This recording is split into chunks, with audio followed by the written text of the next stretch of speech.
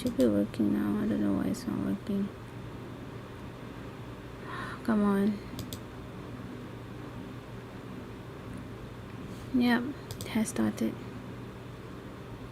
Hope so. Excellent. Let's get started. Alright, so before that, let me just check on my channel whether I'm actually streaming or not.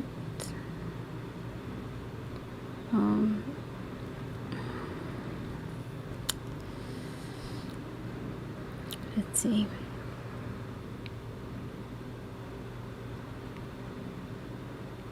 Apparently I don't think I'm... Oh yeah, let me see whether I can hear myself. Testing 1 2 3 4 5 6 7 8 9 10 11. You know you should be sleeping.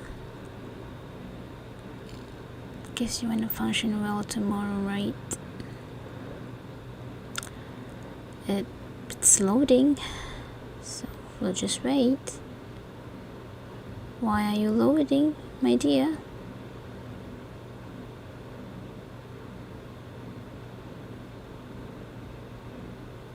Right. It's loading. Okay, so it's working, so let's get started. I'm going to read this book. Yeah, it's a cute book, so why not? And everyone should have read it or should read it once in their lifetime, I guess. Okay, The Little Prince. No greetings. Well, greetings. I don't know how to pronounce the name, so I'm sorry if I pronounced it wrong. Antoine de Saint-Exupéry. No story is more beloved by children and grown-ups alike than this wise, enchanting fable. The author reminisces, it says, about the day when his plane was forced down in the Sahara, 1,000 miles from help. There he encountered a most extraordinary small person. "If you please," said the stranger, "draw me a ship." And thus begins the remarkable story of the little prince, whose strange history he learned, bit by bit, in the days that followed. There are few stories that in some way, in some degree, change the world forever for their readers. This is the one. I hope the story would change something for us, maybe a bit, in some degree. The Little Prince. Written and drawn by, Antoine de Saint-Exupéry. Translated from the French by Catherine Woods. Okay. To Leon Worth, I asked the indulgence of the children who may read this book for dedicating it to a grown-up. I have a serious reason.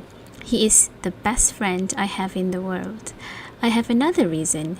This grown-up understands everything, even books about children. I have a third reason. He lives in France, where he is hungry and cold. He needs cheering up. If all these reasons are not enough, I will dedicate the book to the child from whom this grown-up grew.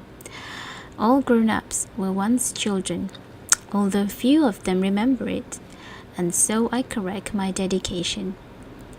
To Leon Worth. Leon Worth, when he was a little boy.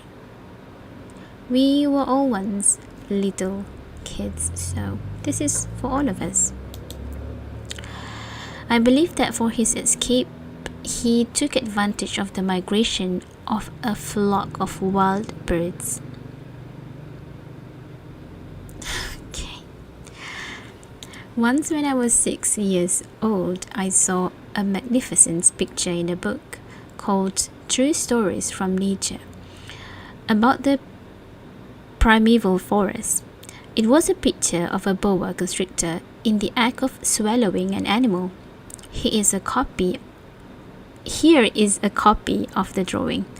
In the book said, boa constrictors swallow their prey whole without chewing it. After that, they are not able to move, and they sleep through the 6 months that they need for digestion. I pondered deeply then over the adventures of the jungle, and after some work with a colored pencil, I succeeded in making my first drawing. My drawing number 1. It looked like this. I showed my masterpiece to the grown-ups and asked them whether the drawing frightened them. But they answered, frightened? Why should anyone be frightened by a hat? My drawing was not a picture of a hat. It was a picture of a boa constrictor dashing an elephant. But since the grown-ups were not able to understand it, I made another drawing. I drew the inside of the boa constrictor so that the grown-ups could see it clearly. They always need to have things explained. My drawing number 2 looked like this. The grown-ups' response this time was to advise me to lay aside my drawing of boa constrictors, whether from the inside or the outside, and devote myself instead to geography, history, arithmetic, and grammar. That is why at the age of 6, I gave up what might have been a magnificent career as a painter. I had been disheartened by the failure of my drawing number 1 and my drawing number 2. Grown-ups never understand anything by themselves, and it is tiresome for children to be always and forever explaining things to them. So then I chose another profession and learned to pilot airplanes. I have flown a little over all parts of the world, and it is true that geography has been very useful to me. At a glance, I can distinguish China from Arizona. If one gets lost in the night, such knowledge is valuable. In the course of this life, I have had a great many encounters with a great many people who have been concerned with matters of consequence. I have lived a great deal among grown-ups. I have seen them intimately, close at hand, and that has much improved my opinion of them. Whenever I met one of them who seemed to me at all clear-sighted, I tried the experiment of showing him my drawing number 1, which I have always kept. I would try to find out if this was a person of true understanding. But whoever it was, he or she would always say, "That is a hat." Then I would never talk to that person about boa constrictors or primeval forest or stars. I would bring myself down to his level. I would talk to him about bridge and golf and politics and neckties. And the grown-up would be greatly pleased to have met such a sensible man. So I lived my life alone without anyone that I could really talk to, until I had an accident with my plane in the desert of Sahara 6 years ago. Something was broken in my engine, and as I had with me neither a mechanic nor any passengers, I set myself to attempt the difficult repairs all alone. It was a question of life or death for me. I had scarcely enough drinking water to last a week. The first night then I went to sleep on the sand 1,000 miles from any human habitation. I was more isolated than a shipwrecked sailor on a raft in the middle of the ocean. Thus you can imagine my amazement at sunrise when I was awakened by an odd little voice. It said, "If you please, draw me a ship." What? Draw me a sheep?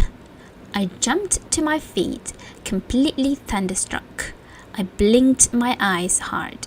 I looked carefully all around me, and I saw a most extraordinary small person who stood there examining me with great seriousness. Here you may see the best portrait that later I was able to make of him. But my drawing is certainly very much less charming than its model. That, however, is not my fault. The grown-ups discouraged me in my painter's career when I was 6 years old, and I never learned to draw anything except boas from the outside and boas from the inside. Now I stared at this sudden apparition with my eyes fairly starting out of my head in astonishment.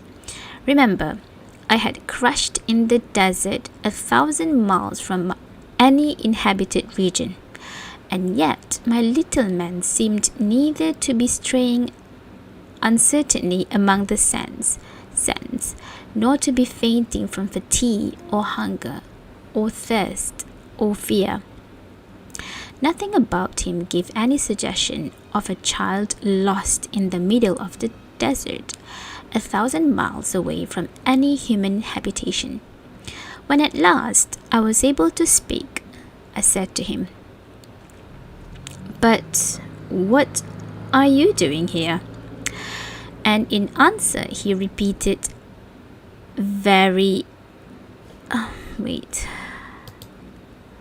slowly, as if he was speaking of a matter of great consequence, "If you please, draw me a sheep." When a mystery is too overpowering, one dare not disobey. Absurd as it might seem to me, 1,000 miles from any human habitation and in danger of death, I took out of my pocket a sheet of paper and my fountain pen. But then I remembered how my studies had been concentrated on geography, history, arithmetic, and grammar, and I told the little chap, a little crossly too, that I did not know how to draw. He answered me, "That doesn't matter. Draw me a sheep." But I had never drawn a sheep, so I drew for him one of the two pictures I had drawn so often. It was that of the boa constrictor from the outside, and I was astounded to hear the little fellow greet it with, "No, no, no, I do not want an elephant inside a boa constrictor. A boa constrictor is a very dangerous creature, and an elephant is very cumbersome. Where I live, everything is very small. What I need is a sheep. Draw me a sheep." So then I made a drawing. He looked at it carefully. Then he said, "No, this sheep is already very sickly. Make me another.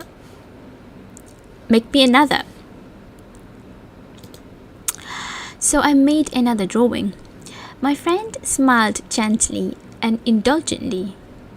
"You see yourself," he said, "that this is not a sheep. This is a ram. It has horns." So then I did my drawing over once more, but it was rejected too, just like the others. "This one too is too old. I want a sheep that will live a long time."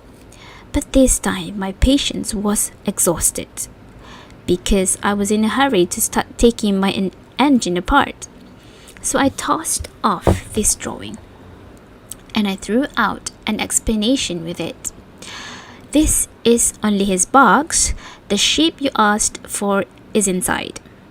I was very surprised to see a light break over the face of my young judge. "This is exactly the way I wanted it. Do you think that this sheep will have to have a great deal of grass?" "Why?" "Because where I live, everything is very small." "There will surely be enough grass for him," I said. "It is very small sheep that I have given you." He bent his head over the drawing. Not so small that, look, he has gone to sleep. And that is how, the guy said that. Not so small that, look, he has gone to sleep. And that is how I made the acquaintance of the Little Prince. Before we go to part 3, let's look back to this amazing drawing of the Little Prince. Here you may see the best portrait that later I was able to make of him. So this is the cute Little Prince. Part 3. It took me a long time to learn where he came from. The Little Prince, who asked me so many questions, never seemed to hear the ones I asked him. It was from words dropped by chance that, little by little, everything was revealed to me. The first time he saw my airplane, for instance, I shall not draw my airplane, that would be much too complicated for me. He asked me, "What is that object?" "That is not an object, it flies. It is an airplane. It is my airplane." And I was proud to have him learn that I could fly. He cried out then, "What? You dropped down from the sky?" "Yes," I answered modestly. "Oh, that is funny." And the Little Prince broke into a lovely peal of laughter, which irritated me very much. I like my misfortunes to be taken seriously. Then he added, "So you two come from the sky? Which is your planet?" At that moment, I caught a gleam of light in the impenetrable mystery of his presence, and I demanded abruptly, "Do you come from another planet?" But he did not reply. He tossed his head gently, without taking his eyes from my plane. It is true that on that you can't have come from very far away." And he sank into a reverie which lasted a long time. Then, taking my sheep out of his pocket, he buried himself in the contemplation of his treasure. You can imagine how my curiosity was aroused by this half-confidence about the other planets. I made a great effort, therefore, to find out more on this subject. "My little man, where do you come from? What is this where I live, or of which you speak? Where do you want to take your sheep?" After a reflective silence, he answered, "About the box you have given me is that at night he can use it as his house." "That is so. And if you're good, I will give you a string too, so that you can tie him during the day, and a post to tie him to." But the Little Prince seemed shocked by this offer. "Tie him? What a what a queer idea." "But if you don't tie him," I said, "he will wander off somewhere and get lost." My friend broke into another peal of laughter. "But where do you think he would go?" "Anywhere, straight ahead of him." Then the Little Prince said earnestly, "That doesn't matter. Where I live, everything is so small." And with perhaps a hint of sadness, he added, Straight ahead of him, nobody can go very far." So this is the Little Prince on asteroid B612. Part 4. I had thus learned a second fact of great importance. This was that the planet the Little Prince came from was scarcely any larger than a house. But that did not really surprise me much. I knew very well that in addition to the great planets such as the Earth, Jupiter, Mars, Venus, to which we have given names, there are also hundreds of others, some of which are so small that one has a hard time seeing them through the telescope. When an astronomer discovers one of these, he does not give it a name, but only a number. He might call it, for example, asteroid 325. I have serious reason to believe that the planet from which the little prince came is the asteroid known as B612. This asteroid has only once been seen through the telescope.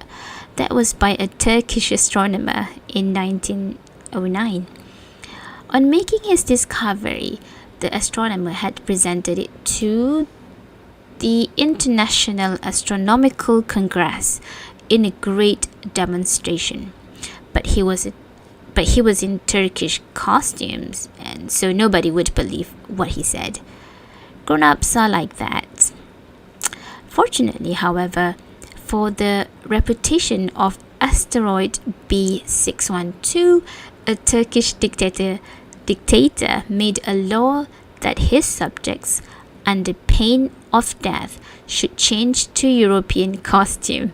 So in 1920, the astronomer gave his demonstration all over again, dressed with impressive style and elegance.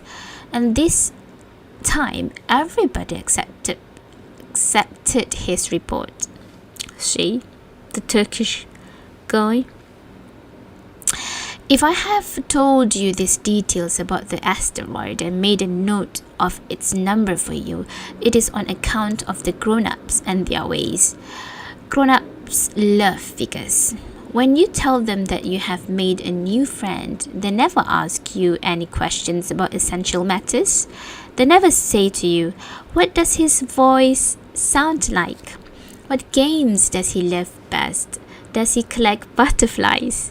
Instead, they demand, how old is he? How many brothers has he? How much does he weigh? How much money does his father make? Only from these figures do they think they have learned anything about him. If you were to say to the grown-ups, I saw a beautiful house made of rosy brick with geraniums in the windows and doves on the roof, they would not be able to get any idea of that house at all. You would have to say to them, I saw a house that cost $20,000. Then they would exclaim, oh, what a pretty house that is.